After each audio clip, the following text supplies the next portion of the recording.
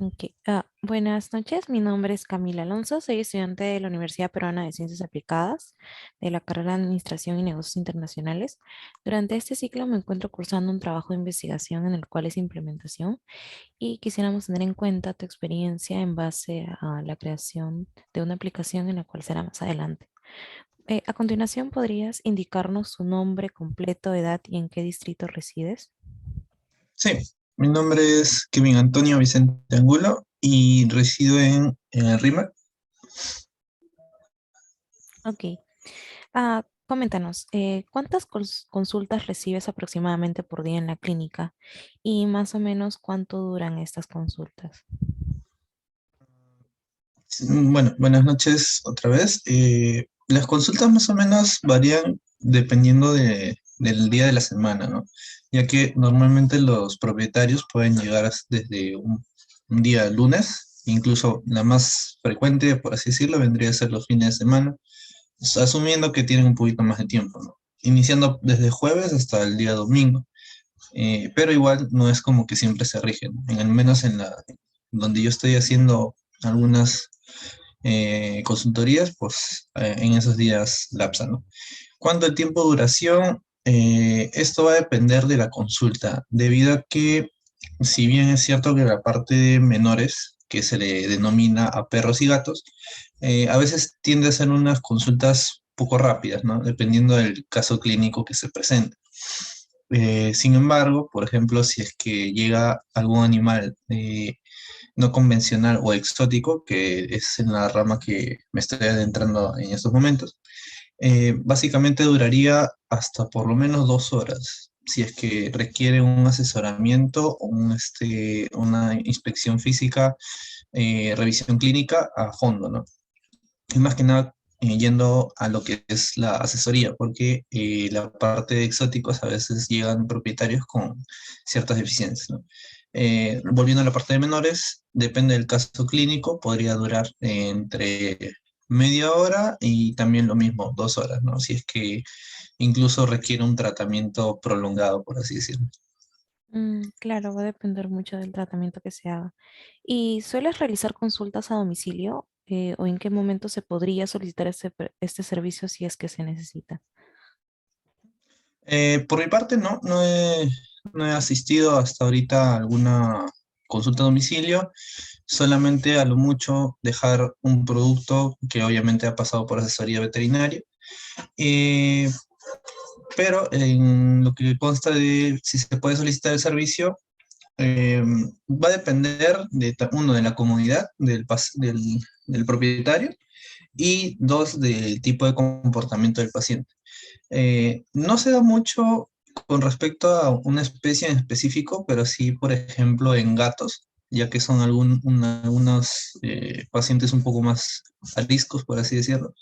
Ellos sí, los propietarios tienden a decir que mejor vayan a la casa para que pueda ir. Pero sin embargo, es como ir a su zona de confort, es su territorio del animal, ¿no? Entonces ahí también tenemos algunas limitantes de que se pueda empeorar la situación de poder agarrarlo, de poder hacer un correcto examen físico, examen clínico. Entonces, tiene sus pros y sus contras, ¿no? Y también se puede solicitar, como había mencionado, si es que el propietario lo requiere y es de manera urgente. O si es que el animal no puede moverse, por así decirlo. Estoy hablando de un animal no convencional que tenga que estar en su terrario, ¿no?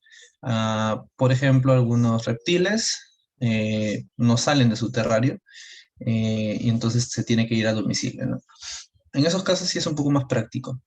Y en algunos casos también podríamos mencionar la vacunación, ¿no? Esa es un poco más, una consulta un poco rápida, no dura más de 30 minutos junto con el asesoramiento. Claro, perfecto. ¿Y bueno, en parte de las citas que me comentas, la mayoría son anticipadas o se realizan en el momento? ¿Cómo se lleva este proceso? Eh, Volviendo al punto que al menos la experiencia que yo estoy ahorita siempre es con anticipación, debido a que en la clínica lamentablemente es un aforo reducido, ¿no? Entonces es como que se tiene que tener algunos manejos con los propietarios, incluso con las personas que asisten, más que nada por la situación también, ¿no? que estamos con aforo reducido en algunos casos. ¿Y cómo se lleva el proceso? Es básicamente por este WhatsApp, se coordina con tal vez el asesor en counter, ellos dan los horarios, no se dan las reglas, las pautas para el ingreso a la veterinaria y nada más. Se lleva al paciente y se registra también, obviamente. Mm, está bien. Y, por ejemplo, en la pandemia, no sé, ¿se ha podido realizar consultas por medio de videollamadas? ¿O cómo es que han podido tratar a las mascotas, ¿no? Que se han querido tener alguna cita médica o algo. Por videollamada, hasta ahorita no sé si es que lo han hecho, o sea, haciendo referencia a a otros colegas.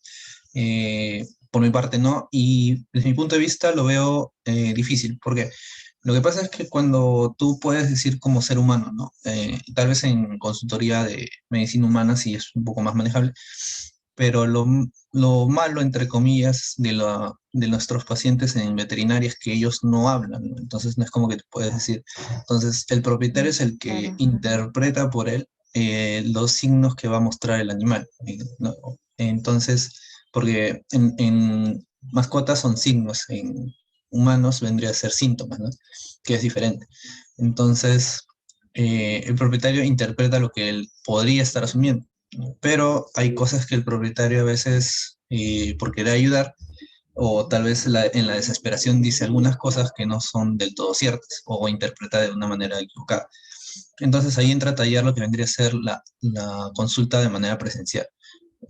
Hay una de las desventajas de trabajar en veterinaria que las consultas por videollamada son limitantes y son muy escasas. En la mayoría de casos se prefiere que uno mismo se vaya a enfrentar con el animalito y poder recopilar la mayor información, ¿no? Porque ahí sí puedes palpar, puedes tomar las constantes fisiológicas correspondientes, se hace un tú a tú con el propietario, que es muy importante, que se llama la anamnesis, una serie de preguntas que se le hace al propietario, cosas que no se pueden hacer en videollamada, ¿no? Incluso puede estresar al animal estar siguiéndolo con la cámara, todas esas cosas. Claro, presencialmente es mucho más efectivo. Y considerando, por ejemplo, me comentas de los que son animales exóticos, ¿tienen siempre los equipos necesarios para realizar, no sé, algún tipo de análisis o lo que necesite? O si es que no lo tienen, ¿cómo recurren a este tipo de mecanismos, ¿no? Sí, en este caso sí cuentan con todos los equipos necesarios. Básicamente, si es que no se tiene el instrumento, se puede hacer un tipo de adaptación. Por ejemplo, se pueden usar algunas pinzas para otras funciones, unas tijeras que cortan, por así decirlo, ¿no? Suturas, lo puedes utilizar para cortar uñitas de erizos, ¿no? Entonces se va adaptando, eso es lo bonito de la veterinaria, ¿no? Se adapta a todas las cosas. Eh, y si es que no hay cómo afrontar alguna, o sea, si es que hay equipos que no se tiene a la mano, eh, se remite la muestra y se remite a un laboratorio, ¿no? Un laboratorio que se trabaja en conjunto o en el peor de los casos, entre comillas, se hace una interconsulta, ¿no? Tú eres la veterinaria, pero puedes llamar a un veterinario fuera de lo que es el entorno de la clínica veterinaria.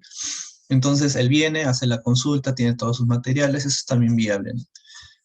Y es un poco práctico en realidad también. Sí, definitivamente. Y en cuanto, por ejemplo, a la pandemia después, lo que ha ocurrido, ¿consideras que hay un índice mayor en cuanto a los servicios que ustedes tienen? Si es que, por ejemplo, el horario, ¿cuál sería el de mayor cantidad de demanda que tienen en este caso?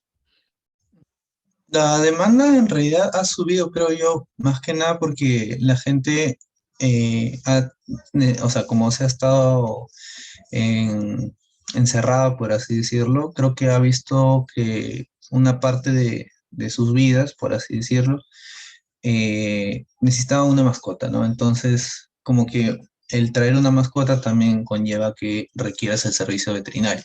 Entonces, ha incrementado tal vez la población de mascotas y lo mismo también ha incrementado después de la pandemia, estoy enfocándome, el incremento de pacientes, ¿no? Incluso durante pandemia ahí sí, obviamente hubieron las bajas porque, bueno, la situación no meritaba, ¿no? Pero después de ella sí, yo creo que ha aumentado e incluso los casos clínicos que se ven a diario son un poquito más, como así decirlo, desafíos, ¿no? Son bastante desafiantes. Claro, y a partir de ello que me comentas desafiantes, ¿han ocurrido algunos inconvenientes o cuál es el más frecuente que se presenta a la hora que efectúas este servicio, ¿no? A las mascotas. Ujú. El más, por así decirlo, fracturas, creo yo, al menos donde he estado como, como veterinario, fracturas y no pasa de eso más que nada, porque obviamente a veces los mismos propietarios se les pasa la mano, se les puede estar pisando, o se les cae el animalito. Por ahí algunos cuadros de poca higiene que pasan a otros cuadros secundarios, como por ejemplo una miasis, que es como que los gusanitos de la mosca se le mete a la piel y se le infecta todo, ¿no? Esos son los cuadros más críticos, por así decirlo. Y obviamente solamente es como que tú dices, gusanitos en la piel, pero estamos hablando incluso que le afecta bueno, enfocándome en conejos, le afecta a lo que vendría a ser la conducta, lo puede poner anémico. Es un proceso que a la larga lo puede comenzar a bajar las defensas, incluso desnutrirlo. Sí, definitivamente es bastante peligroso. Y finalmente, ¿consideras, ahorita hablando de la demanda, que la competencia entre clínicas veterinarias se ha elevado y cómo éstas se diferenciarían para crear valor al cliente? O no sé, sería más que nada en cuanto a los veterinarios que atienden ahí. ¿En qué se diferenciarían? Lo que vendría a ser la competencia está elevando, la verdad. Las universidades ahora están exigiendo un poco más a sus estudiantes, desarrollo incluso de la investigación, desarrollo de casos clínicos. Entonces, como por así decirlo, la competencia está comenzando a elevarse y por ende también el nivel de cada estudiante y también este profesional. Y a la par de estos también, como te había mencionado, los estudios que también ayudan bastante. Y bueno, como cualquier estudiante de medicina, sales y sigues estudiando.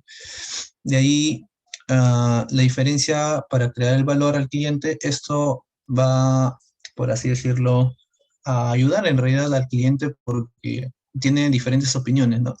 En las cuales uno puede ser un poco más acertada que otras.